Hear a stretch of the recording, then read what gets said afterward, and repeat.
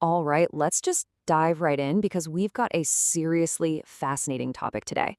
We're unpacking an incredibly eye-opening piece of source material, Chapter 20 of Morgan Housel's phenomenal book, The Psychology of Money.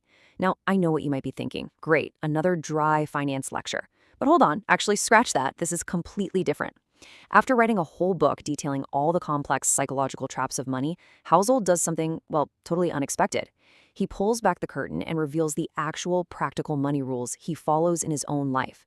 So we're looking at the raw, unfiltered reality of how a financial expert actually manages his own wealth. Let's get into it.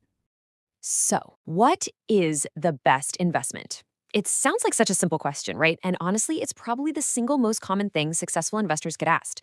People are constantly looking for that one perfect stock, the ultimate strategy, or, some hidden mathematical formula that's going to guarantee you overnight riches. We are totally obsessed with finding the ultimate optimization hack for our money. We just want the spreadsheet to spit out the one correct answer. But here is where Housel completely flips the script. When he gets asked that ultimate question, his answer isn't a stock ticker. It's not some complex algorithm. His answer is simply the one that lets you sleep peacefully at night. I absolutely love this because it shatters basically everything we're taught about finance. Success with money, it's not about perfect math. And it's definitely not about squeezing out every last fraction of a percent in yield. It's really just about finding a plan, literally any decent plan, that you can actually stick with for decades without losing your mind. Section 1. The Paradigm Shift, Math versus Emotion. We're going to explore exactly why making financial decisions based purely on cold, hard numbers is actually a huge trap. It catches millions of smart people. It comes down to a simple yet profound truth. Everyone has entirely different goals, completely different risk tolerances, and different responsibilities. We all intuitively know this about our own lives, right? Yet we constantly search for this universal, one-size-fits-all financial blueprint. Because our lives, our families, our stresses, they're totally unique. A single perfect financial formula for everyone just doesn't exist, period. What looks like terrible math to a 20-year-old day trader might actually be the absolute perfect strategy for a 65-year-old retiree. And this gets right to the core conflict every investor faces. On one side, you have maximum returns, but with constant anxiety. A lot of people choose this path, right? They build a spreadsheet promising incredible wealth, but it requires taking on terrifying levels of risk. The problem is, money is deeply emotional. If a strategy causes you stress, fear, or sleepless nights, human nature basically guarantees you're going to abandon it the second the market crashes. On the flip side, lower returns with peace of mind. This is the ultimate winner. Getting a slightly lower return that you can actually hold on to for 30 years will mathematically crush a high return strategy that you panic sell after 3 months, every single time. Section 2. The Art of Survival. Okay, so we need to shift our focus away from pure intelligence and onto the true, kind of unglamorous secret of wealth building. Let's debunk a massive myth right now. We are totally conditioned to believe that to win at investing, you need to be the absolute smartest person in the room, a genius level IQ, 3 monitors, an Ivy League finance degree, but the source material tells us something completely different. The reality, successful investors are rarely the smartest people. They're just the most consistent. The goal isn't to be a genius. The goal is literally just to survive. You just need to stay in the game, unbroken and unpanicked, long enough for the magic of compounding to actually do its thing. So how exactly do we survive? Well, the smartest investors follow a few foundational habits. First off, they actively avoid unnecessary risks. I mean, if you don't need to take a massive gamble to meet your goals, just don't do it. Second, they keep cash reserves. Why? Because cash is like oxygen. It lets you survive unexpected market turbulence without having to panic sell your investments at a loss. Third, they think long-term, completely zooming out from the crazy daily news cycle. And finally, they stay patient. These aren't flashy Wall Street tactics. They are pure survival mechanisms. Let's see how this translates into daily practice. If you want to be a financial survivor, here are the habits. You save regularly. You invest consistently, whether the market is way up or crashing down. You keep your expectations realistic so you don't get discouraged. But I really want to hammer home this last point. Maintain a margin of safety. Look, life is deeply, deeply unpredictable. Having a margin of safety just means you intentionally build room for error right into your plan.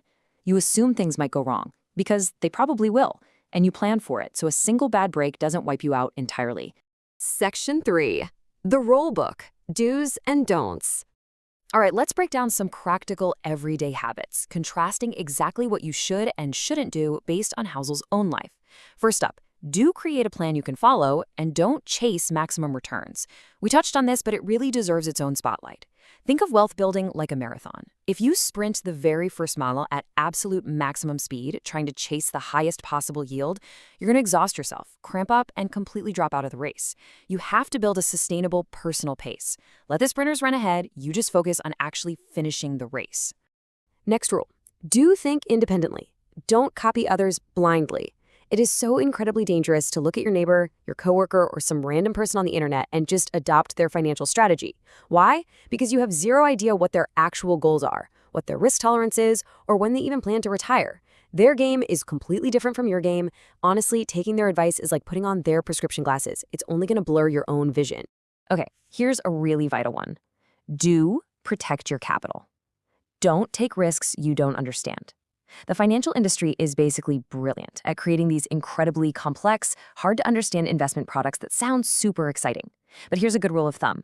If you cannot explain exactly how an investment works to a 10-year-old, you probably shouldn't be putting your hard-earned money into it.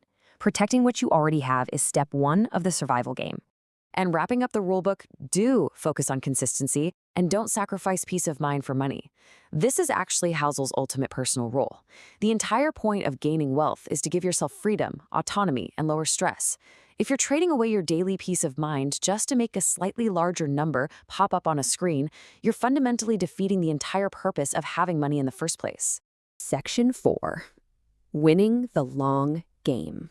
This brings us to the ultimate takeaway from Chapter 20, where this whole philosophy really crystallizes.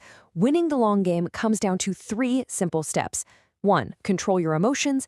2, stay patient. 3, remain consistent. I know, it looks almost too simple, right? But executing this behavioral path over 30 or 40 years is incredibly difficult, mostly because human nature fights you every single step of the way. When the market panics, your emotions are going to scream at you to sell. When things are moving slow, your impatience will absolutely beg you to chase some risky trend. But if you can master these 3 steps, the source material pretty much guarantees you're going to pull ahead of the vast majority of people over time. Which brings us to this incredibly powerful concluding thought from Morgan Housel. Money is not about being smarter than everyone else. It's about behaving well over long periods of time. That right there, that is the true psychology of wealth summarized in just 2 sentences. Your behavior, your temperament, your consistency, they matter infinitely more than your intellect or how good you are at making spreadsheets. So as we wrap up this explainer, I want to leave you with one really profound, kind of lingering question to ask yourself today. Is your portfolio helping you grow rich, or is it just keeping you awake? Take a hard look at your own strategy tonight. Does it pass the sleep test? Because if it doesn't, it might just be time to stop optimizing for math and start optimizing for your peace of mind. Thank you so much for joining me today. I really hope this explainer empowered you to look at your finances in a totally new, way less stressful light. Keep learning, keep surviving, and I'll see you next time.